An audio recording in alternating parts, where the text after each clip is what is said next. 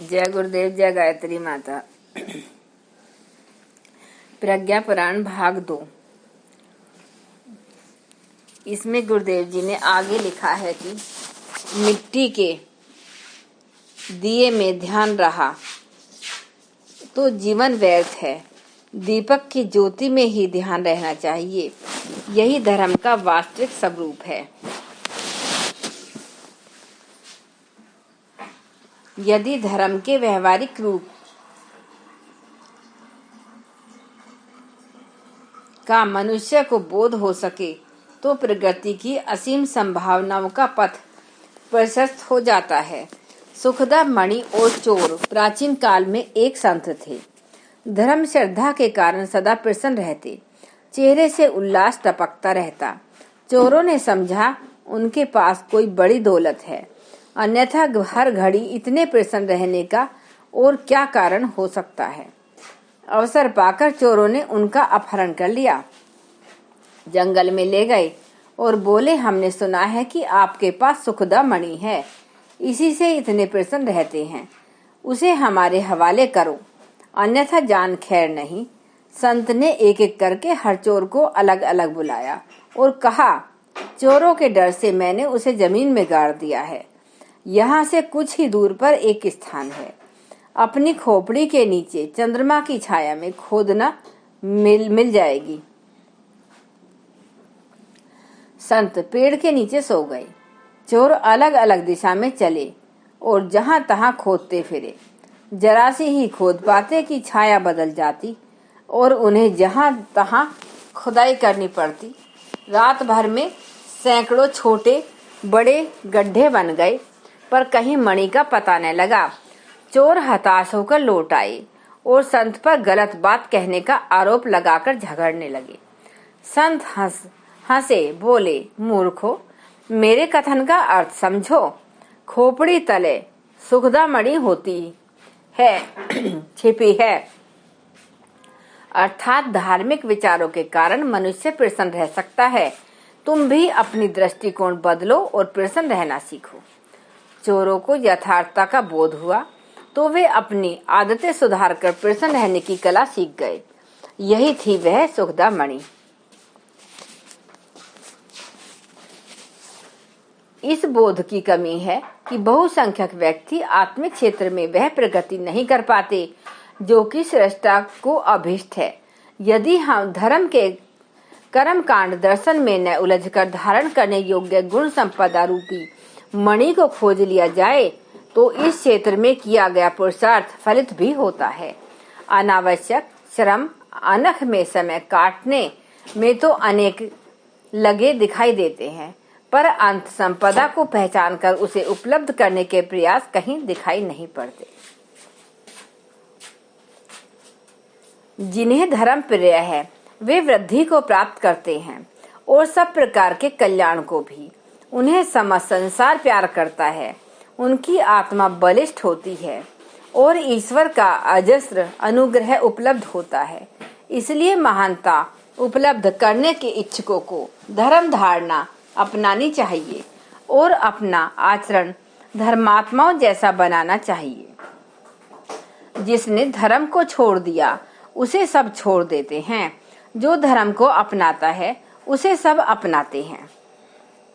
जो धर्म की रक्षा करता है उसकी अपनी रक्षा होती है। जो धर्म को हराने का प्रयास करता है वह स्वयं हार जाता है। अर्थात अर्थ धर्म ही आदर्श है, जिसे लक्ष्य मानकर महामानव स्वयं सफलता पाते हैं, अन्य के लिए दिशा धारा छोड़ जाते हैं। यदि स्वयं उदाहरण प्रस्तुत किया गया तो अन्य अनेक सामान्य जन कैसे प्रेरणा ग्रहण करेंगे। अनुकरणीय कर्तव्य धर्म के सूत्रों को जीवन में उतारकर ही बन पड़ता है। आचरण को श्रेष्ठ उत्कृष्ट आदर्शवादिता का पक्षधर बनाना पड़ता है। धर्म का आचरण महामानवों का स्वयं का जीवन तो धन्य बनता ही है। मेहंदी पीसने वालों के हाथ सबसे रंग जाने के समान उन्हें तो लाभान्वित करता ही है। समाज में सत्वृत्तियों से भरा श्रेष्ठता का वातावरण भी बनता है। धर्म को जो सही अर्थों में समझते हैं वे अनावश्यक क्रियाकृत्यों परंपरागत मान्यताओं में स्वयं को नहीं उलझाते, धर्म के तत्व दर्शन को जीवन में उतारते हैं, स्वयं को आत्मबल संपन्न बनाकर अन्य अनेक के लिए प्रेरणापुंज बनते हैं। धर्म प्रचारक कुमार जी। मन की शांति के लिए कुमार जीव ने बौद्ध धर्म ग्रहण किया। वे अपने योगाभ्यास में लगे रहते थे, पर उन्हें मन की शांति नहीं मिलती थी। मेधा और प्रतिभा का उपयोग लोक कल्याण में होना चाहिए। यह सिद्धांत जैसे जैसे हृदय में घुसता गया, वैसे ही महापंडित कुमरायण ने मिथिला के दीवान का पद छोड़कर धर्म प्रचार के लिए परिभ्रमण करने का निश्चय किया। बालक कुमार जीव को भी उनने यही शिक्षा दी। कश्मीर प्रवास में कुमरायण का स्वर्गवास हो गया। उनकी पत्नी ने बौद्ध भिक्षुणी की दीक्षा ले ली और बालक कुमार जीव की शिक्षा का प्रबंध करती हुई उसी क्षेत्र में धर्म प्रचार का कार्य करती रही। कुमार जीव जैसे ही समर्थ हुए वैसे ही चीन चले गए। वहां उन्हें साथी बनाए और बौद्ध ग्रंथों का चीनी भाषा में अनुवाद कर डाला। साथ ही भ्रमण करके प्रचार करने लगे। उनके प्रयत्न से स्थिति बन गई मानो बौद्ध धर्म का केंद्र भारत न होकर चीन ही हो गया। राजाओं की लड़ाई में कुमार जीव नजरबंद भी हुए, पर जल्दी ही छोड़ दिए गए।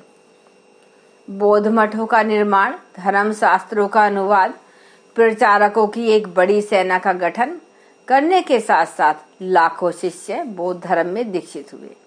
इस सफलता में प्रधानतया कुमार जीव की ही प्रमुख भूमिका थी।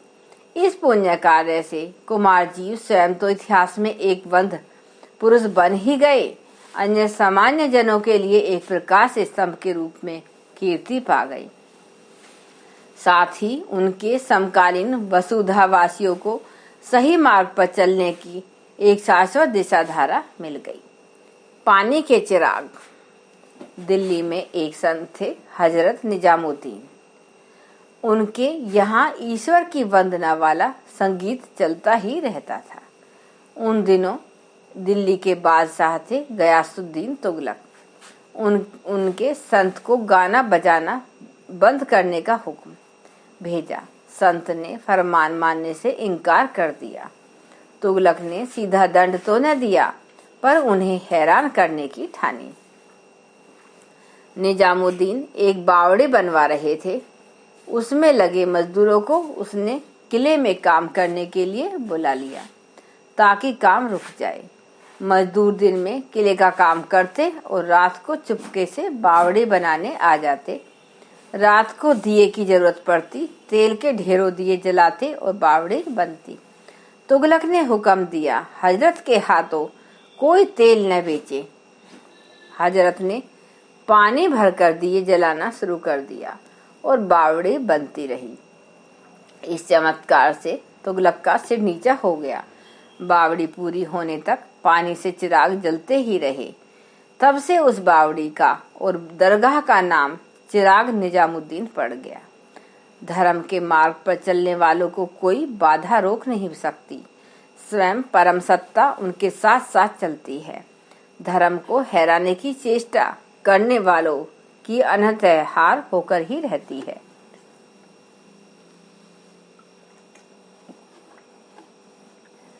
रावण अधर्म के कारण। पतित के रावण का पराभव हुआ और विभीषण का राज्याभिषेक। राजा विभीषण भगवान राम के समक्ष कर्तव्य पालन संबंधी निर्देश प्राप्त करने की जिज्ञासा में जा खड़े हुए। भगवान राम बोले, अपने अग्रज पंडित राज की ज्ञान विज्ञान परंपरा का रक्षण और विकास करना, पर अपना चिंतन क्रम हमेशा धर्मपरायण आदर्श निष्ठ रखना। विभीषण ने जानना चाहा कि रावण से चिंतन के स्तर पर क्या भूल हुई, तो करुणा निधि बोले, उसने ऋषि परंपरा का व्यवस्थित चिंतन क्रम छोड़कर लोलुपों का अस्त व्यस्त क्रम अपनाया। इसलिए अपने ज्ञान के ठोस लाभ समाज को न दे सका। संकीर्ण स्वार्थगत चिंतन ने उसे हीन कार्यों में लगा दिया और दुर्गति करा दी। धर्म की रक्षा के स्थान पर उसने अनीति का, अधर्म का ही पोषण किया। यही उसके पतन का कारण बना। धन्यवाद। एक बार गायत्री मंत्र हमारे साथ साथ। ओम भूर्भुवः स्वः तत्सवितुर्वरेण्यं भर्गो देवस्य धीमहि धियो यो न प्रचोदयात्। जय गुरुदेव, जय गायत्री माता।